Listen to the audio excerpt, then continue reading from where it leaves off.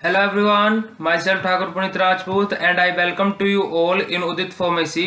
और गाइस आज हम लोग डिस्कस करने वाले हैं फार्मास्यूटिकल केमिस्ट्री का चैप्टर नंबर 13 रेडियो एक्टिविटी का पार्ट 2।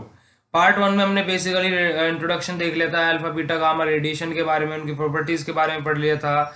हमने बेसिकली कुछ प्रिकॉशंस के बारे में भी देखा था, जो अपने रेडियो एक्टिव सब्सटेंसेस रहते हैं उनसे क्या प्रिकॉशंस करते हैं।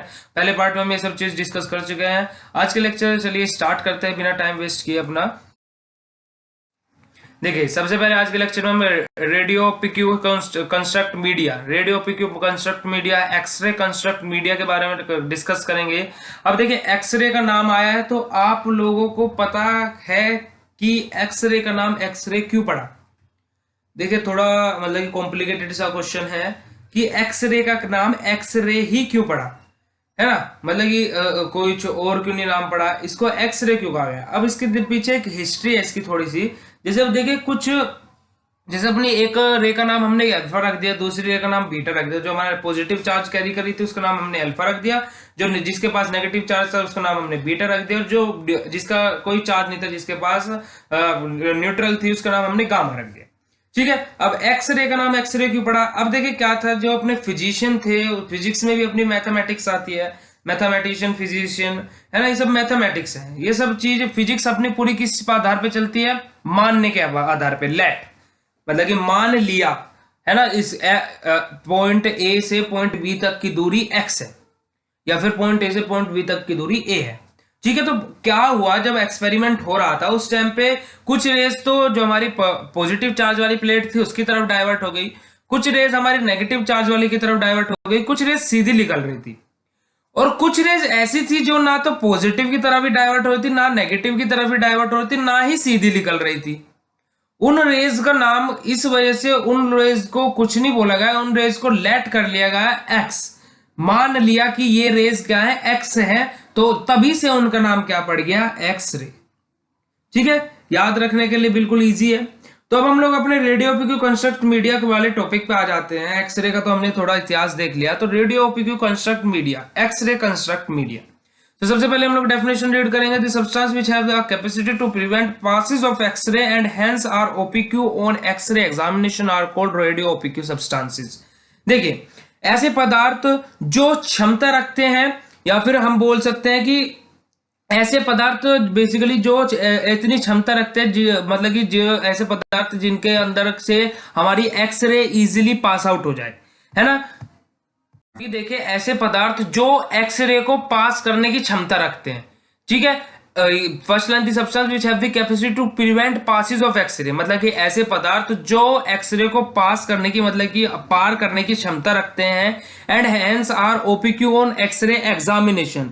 और क्या ओपीक्यू का मतलब क्या रहता है, अपारदर्शी। ठीक है। और क्या बेसिकली क्या बोला है, इसीलिए हैंस मतलब इसीलिए जो वे सब जो वे पदार्थ रहते हैं जो क्षमता रखते हैं एक्सरे को पास कराने की, इसीलिए वे क्या, ऐसे पदार्थों को हम, ऐसे पदार्थ क्या होते हैं, अपारदर्शी होते हैं। इन्हीं पदार्थों को हम क्या बोलते हैं, रेडियो ओपिक्यू सब्सटेंसेस। ऐसे पदार्थों को, ऐसे पदार्थ क्या कहलाते हैं, रेडियो ओपिक्यू सब्सटेंसेस कहलाते हैं। और ये पूरा the medium which give this type of phenomena is known as radio opaque contrast media.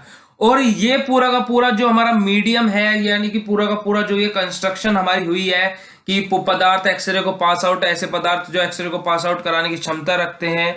ठीक है। इसीलिए उनको, इसलिए एक्सरे क्या होते हैं उनके लिए, एक्सरे उन पर क्या होते हैं, अपारदर्शी रहते हैं। तो इसको हम क्या बोलते हैं, रेडियो ओपिक्यू सब्सटेंस। ऐसे पदार्थों को हम क्या बोलते हैं, रेडियो ओपिक्यू पदार्थ कहलाते हैं ऐसे पदार्थ। ठीक है। और जो ये मीडिया पूरा का पूरा जो हमारी कंस्ट्रक्शन हो रही है, ये पूरी की पूरी क्या कहलाती है, रेडियो ओपिक्यू कंस्ट्रक्ट मीडिया। ये पूरा का पूरा मीडियम है जिससे हमारी एक्सरे पास आउट हो रही है, अपारदर्शी कहला रही है, तो इस वजह से इनको हम क्या बोलते हैं, रेडियो ओपिक्यू कंस्ट्रक्ट मीडिया बोलते हैं। ठीक है। Radio opaque substance are administered by oral route. जो हमारे रेडियो ओपिक्यू सब्सटेंसेस रहते हैं उनको हम एडमिनिस्टर माने की ले सकते हैं, कैसे, ओरल रूट के थ्रू। अब देखिए अब हम लोग ideal properties required of radio opaque substances, मतलब कि कुछ जो प्रॉपर्टी की हमें जरूरत रहती है, रिक्वायरमेंट रहती है ना, तो रेडियो ओपिक्यू सब्सटेंसेस के लिए वो सबसे पहले क्या है, it should prevent the passage of X-ray. देखिए बेसिकली क्या होना चाहिए, जो एक्सरे की पारदर्शिता है, मतलब कि जो एक्सरे की पारिता है, मतलब कि आर पार निकल जा रहा है, उसे रोकना चाहिए इसको।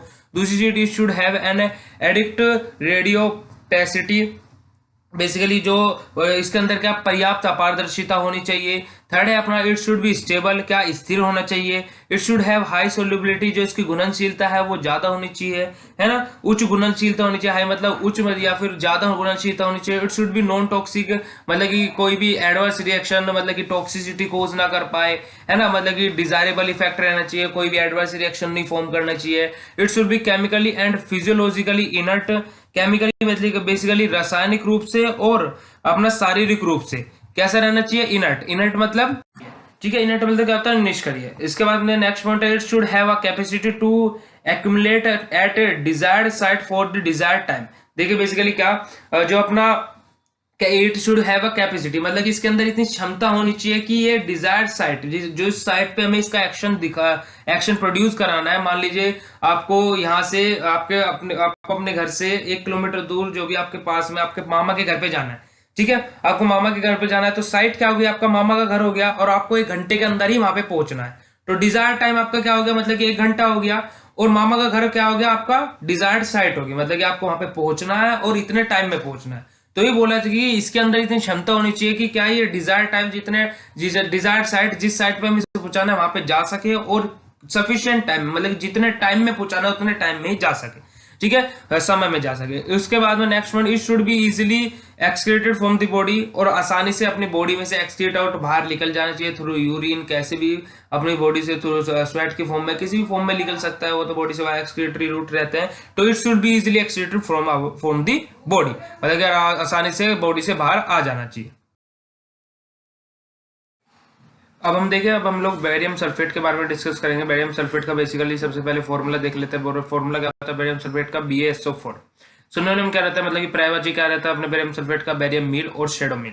बेरियम मील और शैडो मील, मतलब कि बेरियम सल्फेट को और क्या बोल सकते हैं, बेरियम मील भी बोल सकते हैं और शैडो मील भी बोल सकते हैं। प्रिपरेशन मेथड देख लेते हैं अब हम लोग बेरियम सल्फेट का। बेरियम सल्फेट का प्रिपरेशन मेथड रहता है, मतलब कि हम बेरियम क्लोराइड के रिएक्शन कराते हैं सल्फ्यूरिक एसिड के साथ में, डाइल्यूट सल्फ्यूरिक एसिड के साथ में, और हमारा क्या बेरियम सल्फेट और हमारा हाइड्रोक्लोरिक एसिड फॉर्म हो जाता है। तो अब एक बार हम प्रिपरेशन ऑफ मेथड को रीड कर लेते हैं। It is prepared by precipitation of barium ions from cold and dilute solution of barium salt with dilute H2SO4 यानी कि डाइल्यूट सल्फ्यूरिक एसिड।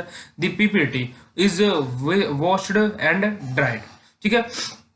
बेसिकली देखिए, ये बेसिकली हमारी रिएक्शन है किसकी, बेरियम सल्फेट के मेथड प्रिपरेशन की, कि बेरियम क्लोराइड की हमने रिएक्शन कराई सल्फ्यूरिक एसिड के साथ, डायरेक्ट सल्फ्यूरिक एसिड के साथ में, हमारा बेरियम सल्फेट फॉर्म हो गया, और क्या हमारा हाइड्रोक्लोरिक एसिड बाहर आ गया, ठीक है। मतलब कि देखिए, prepared by precipitation of barium ion, जो हमारा बेरियम आयंस रहते हैं उनके प्रेसिपिटेशन। पहले प्रेसिपिटेशन क्या रहता है, बेसिकली देखिए प्रेसिपिटेशन आप बोल सकते हैं कि सेपरेट लेयर बन जाना, है ना। कोई भी आपका जैसे आप दूध रहता है, दूध जैसे फट जाता है, फटने के बाद में क्या रहता है, उसका जो उसके गम्स बन जाते हैं, लम्स बन जाते हैं बेसिकली, तो वो क्या ऊपर आ जाते हैं या फिर सेटल डाउन हो जाते हैं, 2 लेयर बन जाती है।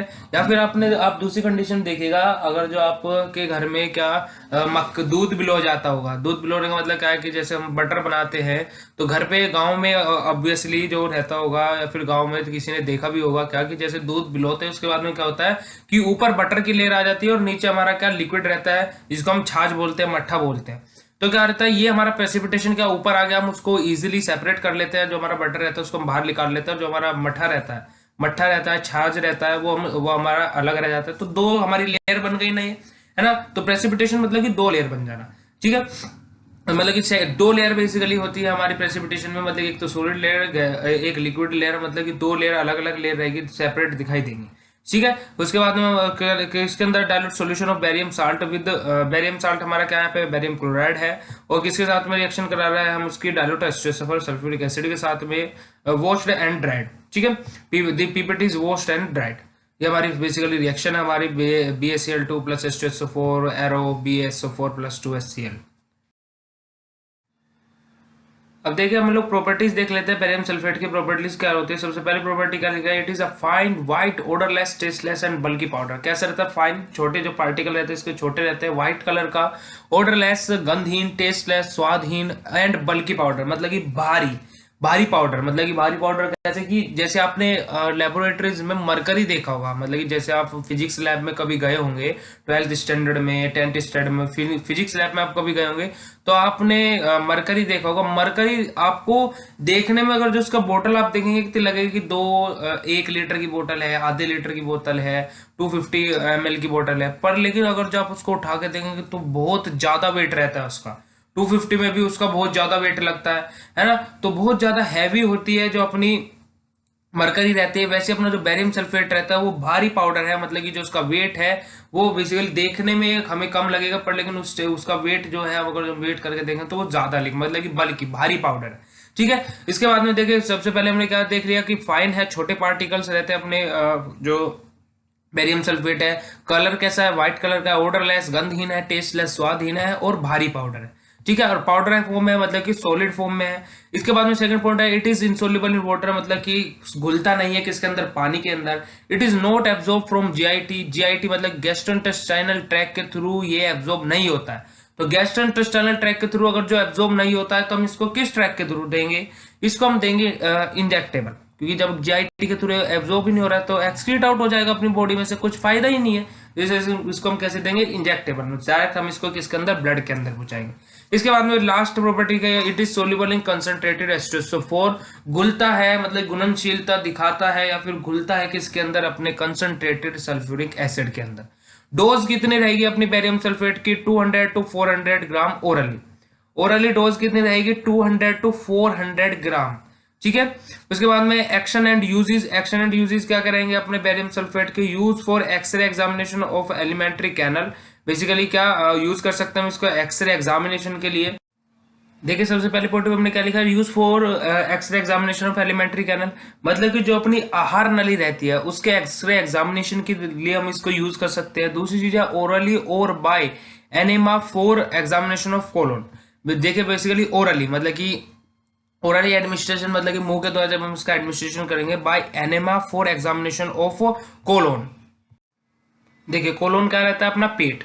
और देखिए बेसिकली जो एनेमा रहते हैं, एनेमा मतलब कि ऐसी प्रोडक्ट्स रहते हैं, ऐसी हमारी प्रिपरेशंस रहती है, जैसी गैस और लिक्विड की ऐसी प्रिपरेशन रहती है जो इंजेक्ट की जाती है किसमें, रेक्टम में। ठीक है, रेक्टम में इंजेक्ट की जाती है। और बेसिकली देखिए ओरली हम इसको एडमिनिस्टर कर ओरली और by enema for examination of colon. Colon मतलब कि पेट के एग्जामिनेशन के लिए, पेट के एग्जामिनेशन का मतलब कि पेट के एग्जामिनेशन के लिए हम अपना गैस फॉर्म में या फिर लिक्विड फॉर्म में इंजेक्ट कर रहे हैं किसको, मतलब कि एनेमा का मतलब ऐसे प्रोडक्ट्स, मतलब कि एनेमा क्या, देखिए बेसिकली एनेमा ऐसे प्रोडक्ट्स रहते हैं जो बेसिकली इंजेक्ट किया जाता है किसके अंदर, रेक्टम के अंदर, या तो लिक्विड फॉर्म में या गैसिस फॉर्म में।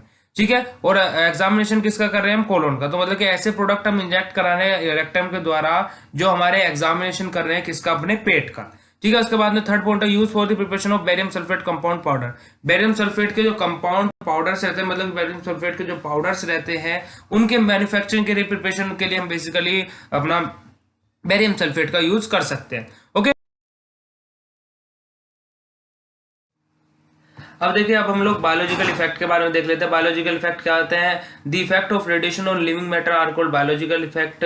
ऐसे इफेक्ट जो रेडिएशन के द्वारा लिविंग थिंग पर हो वे इफेक्ट्स क्या कहलाते हैं, बायोलॉजिकल इफेक्ट कहलाते हैं।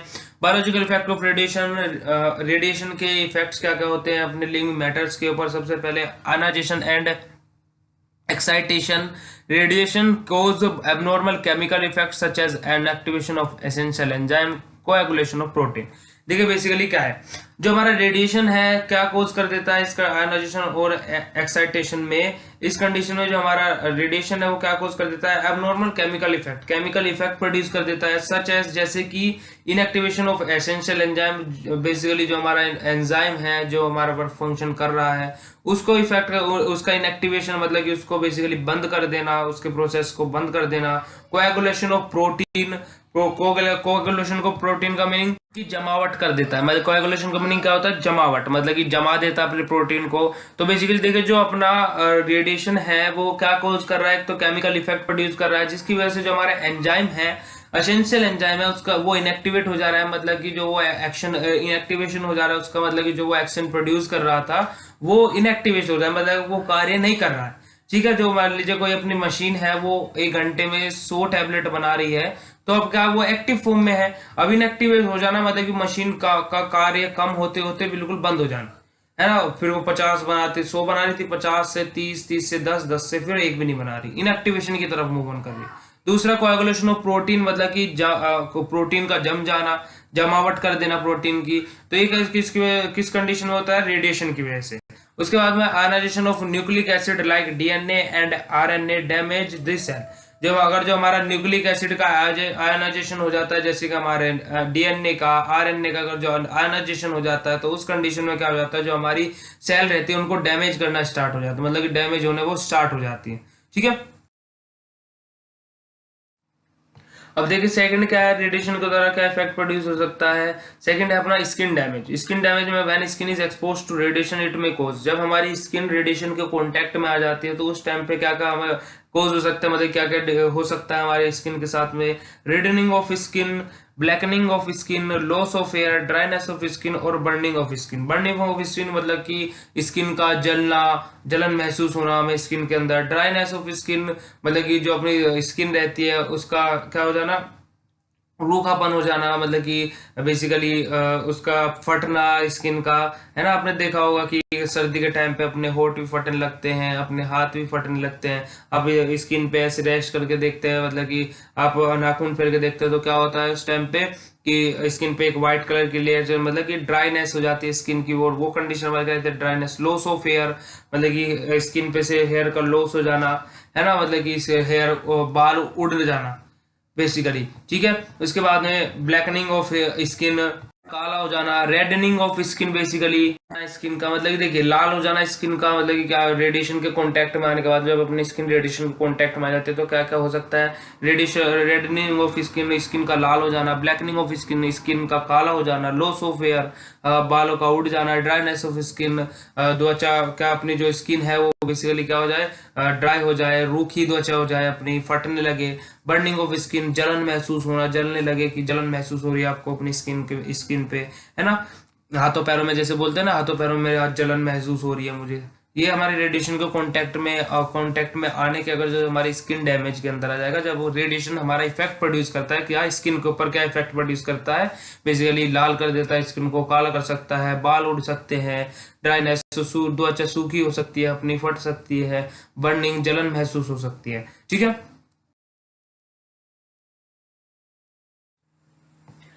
अब देखिए अब हम लोग वो सी है अपना क्या, सोमेटिक इफेक्ट। सोमेटिक इफेक्ट क्या रहता है, effect of radiation on blood cell are called somatic effect. Somatic मतलब कि ऐसे इफेक्ट, रेडिएशन के ऐसे इफेक्ट जो हमारी ब्लड सेल के ऊपर हो, मतलब कि ब्लड सेल जैसे आरबीसी, डब्ल्यूबीसी, प्लेटलेट्स, इनके ऊपर हो, उस इफेक्ट को हम क्या बोलते हैं, सोमेटिक इफेक्ट बोलते हैं।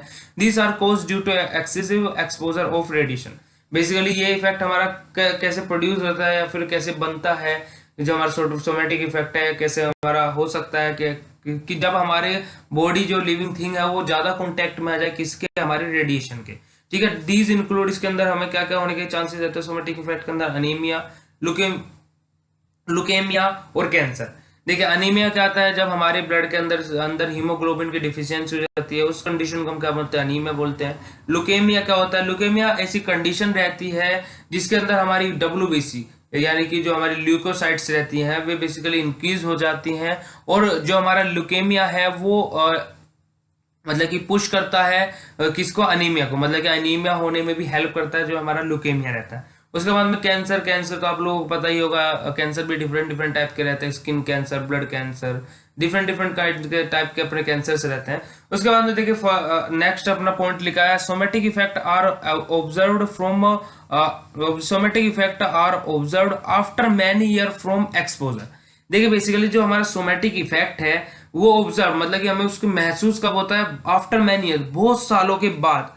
और एक्सपोजर का बेसिकली मीनिंग क्या रहता है, मतलब कि एक्सपोजर ऐसी कंडीशन आ जाती है कि जब हम उसका ट्रीटमेंट नहीं कर सकते, मतलब कि उसके कोई प्रोटेक्शन नहीं कर सकते, ट्रीटमेंट नहीं कर सकते, मतलब कि बहुत हार्मफुल कंडीशन में जब हमारी चीज वो चली जाती है। सोमेटिक इफेक्ट का हमें कब ऑब्जर्व होता है, जब बहुत सालों के बाद वो चीज का कहाँ पे, जब उसको हम कंट्रोल नहीं कर सकते। कंट्रोल नहीं कर सकते का मतलब क्या हो गया कि ऐसी कंडीशन में चले गए वहां पे हम कंट्रोल ही नहीं कर पा रहे हैं उसके ऊपर, मतलब कि कोई कंट्रोल नहीं है, वो बढ़ते ही जा रहा है, क्योंकि बढ़ते वो धीरे धीरे अंदर तो अपने बढ़ने लग रहा था पर, लेकिन हमें ऑब्जर्व कब हुआ, जब वो अपनी हार्मफुल स्टेज में चला गया, है ना। तो सोमेटिक इफेक्ट हमें ऑब्जर्व कब होता है, पता कब लगता है, बहुत सालों के बाद, जब वो अपनी हार्मफुल स्टेज में चला जाए जहां से हम उसकी प्रोटेक्शन नहीं कर सकते अपनी, जिसको जो वो डिसीज प्रोड्यूस कर रहा है या फिर हम जो भी वो प्रोड्यूस कर रहा है उसकी अब हम प्रोटेक्शन नहीं कर सकते, मतलब कि अब वो लिमिट क्रॉस कर चुका है अपनी, ठीक है। जिस लिमिट में हम उसका ट्रीटमेंट कर सकते थे तो उससे वो पार चला गया, लिमिट उसने क्रॉस कर दी। उसके बाद में सेकंड है, the cancer is observe generally after 20 year from exposure. Basically जो अपना कैंसर रहता है वो कब ऑब्जर्व किया जाता है, आफ्टर 20 ईयर, मतलब कि जब 20 साल हो जाए, कैंसर अंदर पनपने लग रहा है, जब 20 साल हो जाए बेसिकली, जब उसका हम ऑब्जर्वेशन करते हैं, मतलब कि ऑब्जर्वेशन का मतलब क्या हो गया कि जब हमें उसका पता लगा, महसूस होना उसका स्टार्ट होता है, ठीक है। डी है अपना जेनेटिक इफेक्ट्स। जेनेटिक इफेक्ट्स क्या क्या, जेनेटिक इफेक्ट्स यार क्या क्या जेनेटिक इफेक्ट्स हो सकते हैं, damage of chromosomes, chromosome damage हो सकते हैं, जैसे बेसिकली क्रोमोसोम अपने 46% रहते हैं, 23 पेयर्स में प्रेजेंट रहते हैं अपने क्रोमोसोम, तो उनका डैमेज हो सकता है। Change in frequency of gene mutation, mutation gene mutation की फ्रीक्वेंसी में चेंजेस, मतलब कि जैसे जीन म्यूटेशन की फ्रीक्वेंसी, बेसिकली आपके फादर लंबे हैं तो आप भी लंबे हो रहे हो, पर लेकिन जीन म्यूटेशन की फ्रीक्वेंसी में चेंजेस आ गए तो आप लंबे की जगह छोटे रह गए, है ना। तो ये बेसिकली जीन फ्रीक्वेंसी में changes due to genetic effect, abnormal effects are observe in future generation. Basically जो हमारा जेनेटिक इफेक्ट है, ड्यू टू जेनेटिक इफेक्ट, जब जेनेटिक इफेक्ट हो जाने की वजह से, अगर जो रेडिएशन की वजह से जेनेटिक इफेक्ट हमें हो गया है, तो जेनेटिक इफेक्ट हो जाने की वजह से जो बेसिकली हमारी जो फ्यूचर की जनरेशन है उसके ऊपर भी इफेक्ट प्रोड्यूस कर सकता है, ठीक है। Abnormal effect are observe in future generation, ठीक है। एक जनरेशन तो आपकी होगी, फिर उसके बाद जो फ्यूचर में जनरेशन आने वाली है, मान लीजिए आपके आपका बेटा बेटा है, बेटी हुई, है ना, ये आपकी एक जनरेशन होगी, उससे अगली जो जनरेशन आएगी उस पर भी इफेक्ट प्रोड्यूस कर सकता है, ऑब्जर्व किया गया है, ओके। अब देखिए radio isotopes are use, basically radio isotopes का यूज क्या क्या रहते हैं, उपयोग क्या क्या रहते हैं in medicine for therapeutic and diagnosis purpose. Medicine की तरह यूज कर सकते हैं इसको, किसके लिए, थेरेप्यूटिक और डायग्नोसिस पर्पस की तरह, डायग्नोसिस पर्पस के लिए। In research for study of metabolic process, research के टाइम पे मेटाबॉलिक प्रोसेस की स्टडी के लिए हम रेडियो आइसोटॉप्स का यूज कर सकते हैं। For synthesis of civil compound, civil अलग अलग कंपाउंड के सिंथेसिस के लिए, बनाने के लिए हम रेडियो आइसोटॉप्स का यूज कर सकते हैं। सिंथेसिस एक रहता है क्रूड और एक रहता है सिंथेसिस। सिंथेसिस मतलब जो हम लेबोरेटरी में बनाते हैं, लेबोरेटरी में केमिकल्स की हेल्प से हम बनाते हैं, तो वो सिंथेसिस रहता है। और क्रूड ड्रग क्या रहता है, जो हमें नेचर से मिले, जैसे कि अपना क्या हो गया, अपनी नीम की पत्ती हो गई, दूसरी चीज हमारी क्या, तुलसी की पत्ती हो गई, ये हमारे जो घरेलू उपचार है हमारे, लौंग हो गई, इलायची हो गई, अपना अदरक हो गया, काढ़ा हो गया, ये सब चीज हमारी नेचुरली बनती है, नेचुरल थिंग्स से हमें मिलती है ना। फिश लीवर ऑयल हो गए, तो ये हमारी क्या क्रूड है, क्रूड ड्रग्स है। पर लेकिन सिंथेसाइज जो हमारे हम लेबोरेटरी में फॉर्म करते हैं, तो उसके सिविल कंपाउंड के सिंथेसिस के लिए भी हम रेडियो आइसोटोप्स का यूज कर सकते हैं। सम इंपोर्टेंट रेडियो आइसोटोप्स आर, कुछ इंपोर्टेंट रेडियो आइसोटोप्स के एग्जांपल देखे, जैसे कैल्शियम, कोबाल्ट, ये हमारे कुछ इंपोर्टेंट एग्जांपल्स हैं। नेक्स्ट स्लाइड में भी एग्जांपल्स ही दिए हुए हैं। तो कैल्शियम 44 सी एंड 45 सी मतलब calcium, it is used to study bone structure. Basically हमारा कैल्शियम उपयोगी किस चीज के लिए है, बोन स्ट्रक्चर की स्टडी के लिए, and in treatment of bone cancer, bone cancer के ट्रीटमेंट के लिए और बोन स्ट्रक्चर की स्टडी के लिए हमारा कैल्शियम उपयोगी रहता है। सेकंड है अपना cobalt, it is use for sterilization of surgical dressing. Cobalt मतलब कोबाल्ट 60 CO। तो बेसिकली देखिए जो अपना कोबाल्ट रहता है वो क्या किसके लिए यूज किया जाता है, उपयोगी है स्टरलाइजेशन, मतलब कि अपने जो सर्जिकल ड्रेसिंग्स रहती है, मतलब कि सर्जरी के टाइम पे जो हम ड्रेस मतलब कि ड्रेस वियर करते हैं, पहनते हैं, तो उनको स्टरलाइज करने के लिए, मतलब उनको बैक्टीरिया से फ्री करने के लिए हम बेसिकली कोबाल्ट का यूज करते हैं। अगर जो वहाँ पे बैक्टीरिया रहेंगे और हम सर्जरी कर रहे हैं, कहीं पे हमने कट लगाया हुआ है, तो वहाँ पे बैक्टीरिया की ग्रोथ होने के चांसेस रहते हैं, ठीक है। थर्ड वन है अपना, देखिए बेसिकली थर्ड वन क्या है अपना, साइनोकोबैलामाइन। साइनोकोबैलामाइन मतलब कि 67 CO। Cyanocobalamin it is use in diagnosis of pernicious anaemia. देखिए बेसिकली जो हमारा कोलेबेलामाइन है वो बेसिकली किसके लिए यूज होता है, डायग्नोसिस ऑफ पेरेनियस अनीमिया। मतलब कि देखिए जो अपना साइनोकोबैलामाइन है बेसिकली यूज किया जाता है, उपयोग किया जाता है किसके लिए, डायग्नोसिस के लिए। किसके डायग्नोसिस, डायग्नोसिस का मतलब क्या रहता है, मतलब कि हमारी क्या कौन सी बीमारी है उसको पता लगाने के लिए है। तो डायग्नोसिस ऑफ प्रीनियस अनीमिया। प्रीनियस अनीमिया का हमारे क्या रहता है, जैसे हमने आयरन डिफिशियंसी अनीमिया, मतलब कि आयरन की डिफिशियंसी हो जाती है, वहाँ पे आयरन की कमी रह जाती है। ऐसे हमारा प्रीनियस अनीमिया बेसिकली देखिए जितने भी अनीमिया है हमारे आरबीसी रेड ब्लड सेल के अंदर, क्योंकि हीमोग्लोबिन की डिफिशियंसी हो जाती है। तो प्रीनियस अनीमिया में क्या रहता है, जो अपना विटामिन B12 है, जो बॉडी है वो एब्जॉर्ब नहीं कर पाती किसको, विटामिन B12 को।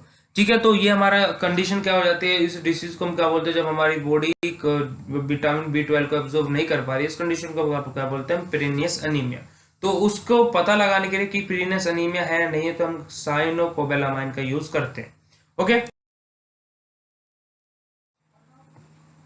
इसके बाद में gold 198 AU in the treatment of cancer. Cancer के ट्रीटमेंट में हम बेसिकली गोल्ड का यूज करते हैं। Iodine to study thyroid uptake, T4 T3 तो नहीं हो गया है, तो उसके लिए हम आयोडीन का यूज करते हैं। Hydrogen 2H1H, it is use to determine total body water.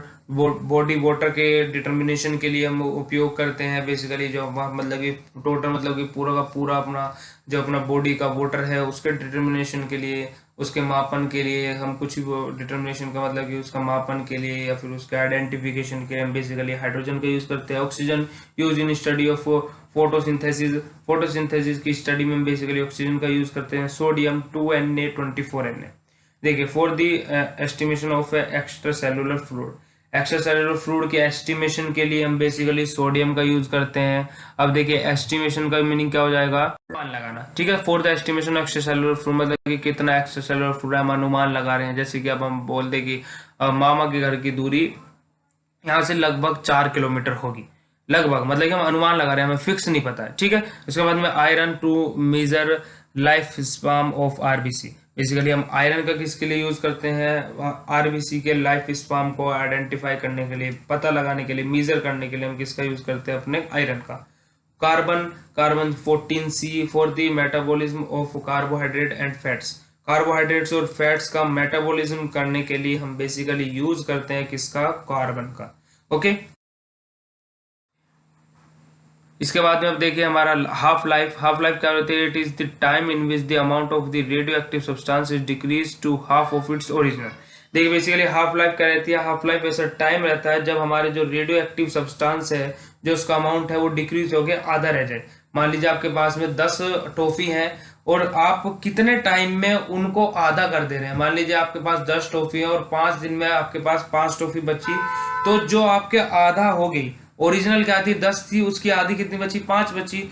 तो जितने टाइम में आपकी वो आधी बची उसको हम क्या बोलते हैं, हाफ लाइफ बोलते हैं। तो वही डेफिनेशन में लिखा है, it is the time in which the amount of the radioactive substance. Half life ऐसा टाइम रहता है जो हमारे रेडियो एक्टिव सब्सटेंस के अमाउंट को is decrease to half of its original, जो हमारे रेडियो एक्टिव सब्सटेंस के अमाउंट को आधा कर दे, डिक्रीज करके आधा कर दे, उसके ओरिजिनल वैल्यू से आधा, मतलब कि ओरिजिनल वैल्यू जितनी थी उसका आधा हो जाए। कितने टाइम में वो आधा हो रही है उसको हम क्या बोलते हैं, उस कंपाउंड का पर्टिकुलर हाफ लाइफ हम उसको बोलते हैं।